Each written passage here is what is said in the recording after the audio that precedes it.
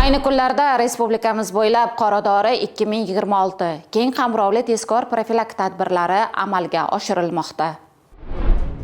Respublikamiz hududi bo'ylab o'tkazilayotgan qoradori 2026 tezkor profilaktik tadbirlari davom etmoqda. Xususan, Qashqadaryo viloyati Ichki ishlar boshqarmasi tezkor xodimlari tomonidan Qarshi shahri hududida o'tkazilgan navbatdagi tezkor tadbir davomida Ko'kdala tumanida yashovchi X.R. marixuana giyohvandlik vositasini sotish maqsadida xaridor bilan kelishilgan manzilda bo'lgan vaqtda tezkor xodimlar tomonidan to'xtatilgan. Shaxsning yon atrofi ko'zdan kechirilganida uning yonida marixuana giyohvandlik vositasi borligi aniqlanib, tegishli tartibda rasmiylashtirib olindi. Hozirda mazkur holat yuzasidan Qarshi tumani ichki ishlar bo'limi tomonidan surishtiruv harakatlari olib borilmoqda.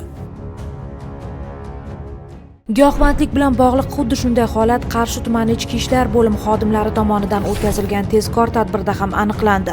Unga ko'ra, fuqaro B.R. o'zining yashash xonadonida kannabis giyohvandlik vositasini parvarishlab kelgan va mazkur holat xolislar ishtirokida protsessual tartibda hujjatlashtirilib, daliliy ashyolar tegishli tartibda rasmiylashtirib olindi. Hozirda fuqaroga nisbatan O'zbekiston Respublikasi Jinoyat kodeksining 270-moddasi 1-qismi bilan jinoyat ishi qo'zg'atilib, tergov harakatlari olib borilmoqda.